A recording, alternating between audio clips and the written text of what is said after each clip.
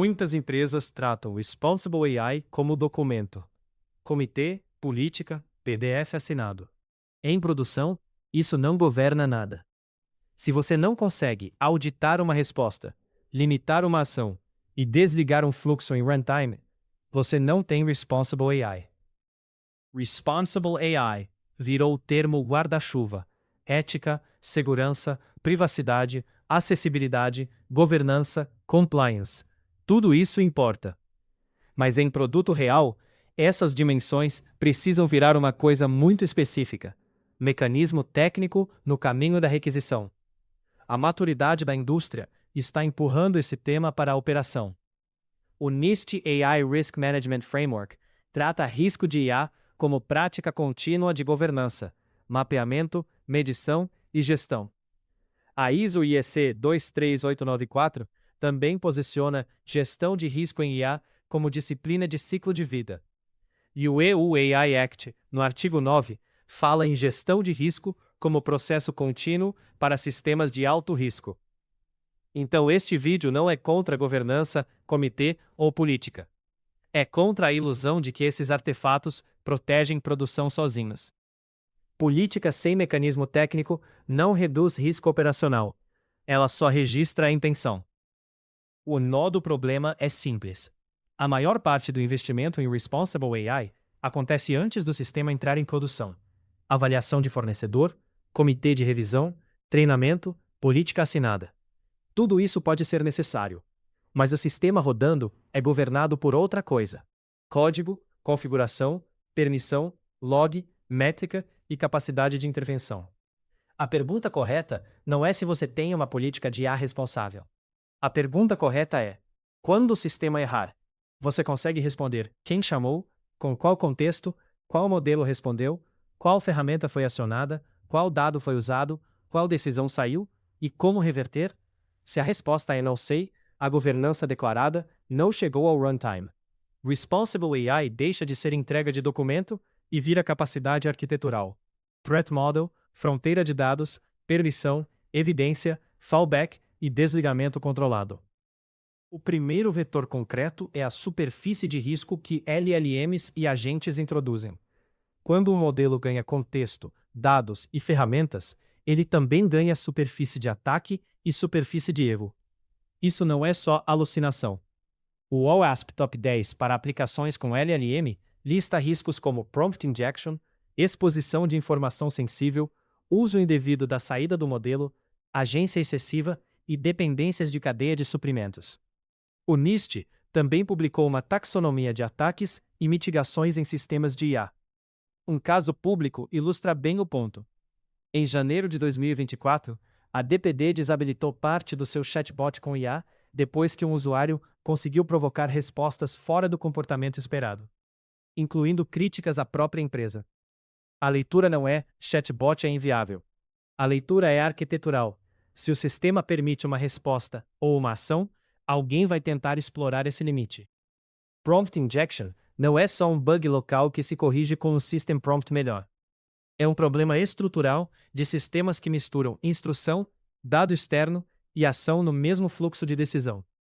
System prompt ajuda, guardrails ajudam, validação ajuda, mas nada disso transforma entrada externa em entrada confiável. A consequência é direta: saída do modelo, resultado de ferramenta e dado externo no contexto precisam ser tratados como entrada não confiável. Responsible AI, nessa camada, vira Threat Model. Validação, sanitização, escopo restrito de ferramenta, isolamento de permissão e limite explícito do que pode ser executado. Quando o sistema com IA está rodando e algo dá errado, 3 perguntas aparecem imediatamente: o que aconteceu, por que aconteceu e como impedir que aconteça de novo. Sem evidência, nenhuma dessas perguntas tem resposta. É aqui que muitos produtos falham. Não existe correlação entre prompt, contexto, versão de modelo, ferramenta chamada, resultado, decisão tomada e usuário impactado. Quando o incidente acontece, a investigação vira reconstrução narrativa, não auditoria. O EU AI Act aponta nessa direção para sistemas de alto risco. O artigo 12 trata de capacidade de registro e o artigo 72 fala de monitoramento pós-mercado. Isso não significa que toda feature com IA precisa cumprir o AI Act inteiro. Significa que a maturidade operacional caminha para evidência, rastreabilidade e monitoramento depois do deploy. O caso Moffat versus Air Canada mostra o custo de ignorar isso. Um chatbot forneceu informação incorreta sobre tarifa de luto, e o tribunal responsabilizou a companhia aérea pela orientação errada, naquele caso específico. A leitura útil é simples. Quando a automação fala com o cliente em nome da empresa, foi o chatbot, não encerra a responsabilidade. Mas login completo também não é solução pronta. Guardar todo o prompt e toda a resposta indefinidamente cria risco de privacidade e retenção de dados. A documentação de provedores como Microsoft Azure e Vertex AI mostra que login, abuse monitoring, cache e retenção dependem de serviço, configuração e contrato. Então a decisão precisa ser explícita: que evidência guardar, onde, por quanto tempo, com qual mascaramento e com qual controle de acesso. O ponto não é transformar Responsible AI em burocracia máxima. Existem dois extremos ruins. De um lado, isso é só compliance, atrasa a entrega. Esse discurso ignora que IA já está entrando em fluxo real de usuário, com impacto financeiro, jurídico e reputacional documentado. Ignorar o risco não elimina custo, só joga o custo para depois do incidente. Do outro lado, toda IA em produção precisa do aparato completo de sistema de alto risco. Também não é verdade. Um protótipo interno exploratório não precisa do mesmo desenho operacional de um sistema que toma decisão médica, financeira ou jurídica. A leitura calibrada é proporcionalidade ao risco. Que decisão o sistema toma, sobre quem, com qual reversibilidade, com qual frequência e com qual impacto se errar. Human in the Loop entra aqui. Só é controle quando o humano tem contexto, critério e autoridade para agir. A diferença entre os cenários não é a política. A recomendação pragmática não começa com um checklist universal. Começa escolhendo o fluxo que pode causar dano.